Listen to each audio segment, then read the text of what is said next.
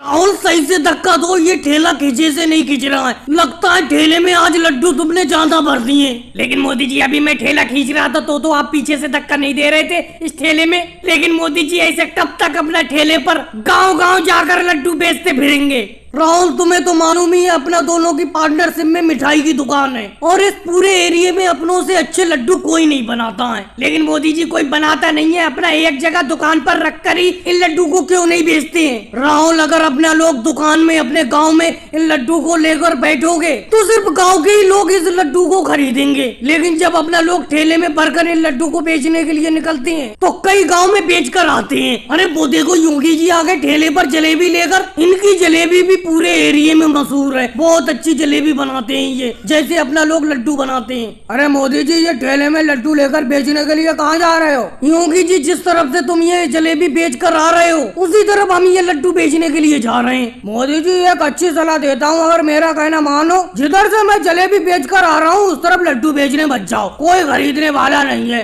अरे मोदी जी इन योगी जी की बातों में मत आना, ये जिधर से जलेबी बेच कर आ रहे हैं इधर ही अपना लड्डू बेचने के लिए चल रहे हैं। सुबह सुबह देखा था मैंने, ये जलेबियों से भरकर पूरा ठेला ले गए थे। अब इनके ठेले में आधी भी जलेबी नहीं बची, सारी की सारी बेच आए और अपनों को लड्डू बेचने से मना कर रहे हैं। राहुल तुम्हारी मर्जी, चले जाओ, तुम्हारे लड्डू उधर बिकेंगे नहीं जिधर से मैं आ रहा हूँ, क्योंकि उस गांव में कोई है ही नहीं, सब लोग कांवड़ यात्रा पे गए हुए हैं। मोदी जी ये योगी जी बिल्कुल सही कह रहे हैं, ये जिस गाँव से जलेबी बेच कर आ रहे हैं मैं उसी गांव का रहने वाला हूँ। इनकी वहाँ पर एक भी जलेबी नहीं बिकी क्योंकि मेरे गांव के सारे लोग कांवड़ यात्रा पर गए हुए हैं, कोई है ही नहीं गांव में। लेकिन भाई साहब आप कांवड़ यात्रा पे क्यों नहीं गए? आप कैसे टहल नहीं यहाँ? अरे मोदी जी मैं इस साल कांवड़ यात्रा पे जा नहीं सका, अगली बार जरूर जाऊंगा। 2 लड्डू कितने के दे रहे हो? 2 लड्डू दे दो। अगले कभी कभी हमारी जलेबी भी खाकर देख लिया करो, कभी भी जलेबी मेरी नहीं लेते हो तुम, एक बार खाओगे बार बार मांगोगे। ये क्या बात हुई योगी जी, अगले मुझसे लड्डू मांग रहा है, तुम उसे जलेबी के लिए बोल रहे हो। राहुल ठेले को अपनी गांव की तरफ मुड़ा लो, अगलेश के गांव की तरफ तो जाना बेकार है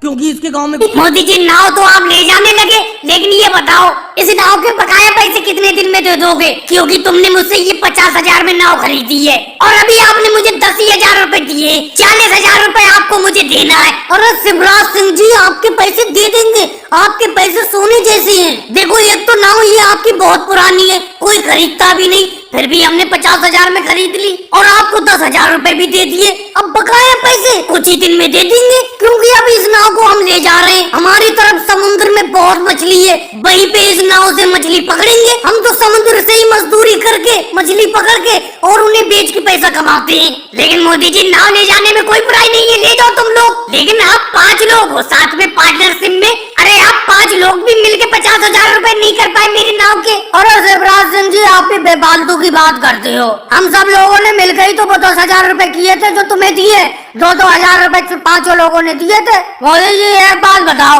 आगे आप और राहुल दोनों लोग इस नाव को उठाए हुए हो, पीछे अखिलेश और मैं उठाया हुआ हूँ। ये मनोहर लाल खट्टर जी तो ऐसी चल रहे, इनसे कहो नाव में थोड़ा सहारा लग पाए, बहुत भारी नाव है। लालू जी आप तो बेफालतू की बात करते हो, मैं देखो बीच में सहारा लगाया हुआ हूँ नहीं, मैं बीच में से नाव को उठा रहा हूँ। मोदी जी मुझे लगता है आपने इस नाव को शिवराज सिंह जी से महंगा खरीद लिया, कहीं ये समुद्र में ले जाते ही नाव पानी न छोड़ दे ऊपर को। नहीं मनोहर लाल खट्टर जी ऐसा बिल्कुल नहीं है, नाव पुरानी जरूर दिख रही है लेकिन इसमें एक भी छेद नहीं है। चलो जल्दी चलो, अपने लोगों को दूसरे समुद्र में जाके मछली पकड़ना है, नहीं तो शिवराज सिंह जी की नाव के पैसे नहीं हो पाएंगे। लेकिन मोदी जी एक बात बताऊं, 40,000 रुपए बहुत बड़ी रकम होती है। अभी अपने लोगों को 40,000 रुपए शिवराज सिंह जी को देना है, काफी ज्यादा मछली पकड़ना पड़ेंगी तो जाके इनके पैसे चुका पाएंगे अपना लोग। राहुल तुम तो बेफालतू में कदर कर रहे हो, एक बार नाव लेके यहाँ से निकल जाओ, फिर तो जब अपने पास पैसे होंगे तब देंगे शिवराज सिंह जी को। अभी बस इनके सामने कह देते हैं कि अभी दे देंगे, अभी थोड़ी देना है अपनों को पैसे। लेकिन मोदी जी नाव में वजन बहुत है, बहुत वजन है, वो बात बिल्कुल सही है, ओल्ड इज गोल्ड। नाव जितनी पुरानी है उतनी अच्छी है, अच्छी नाव हाथ लगी।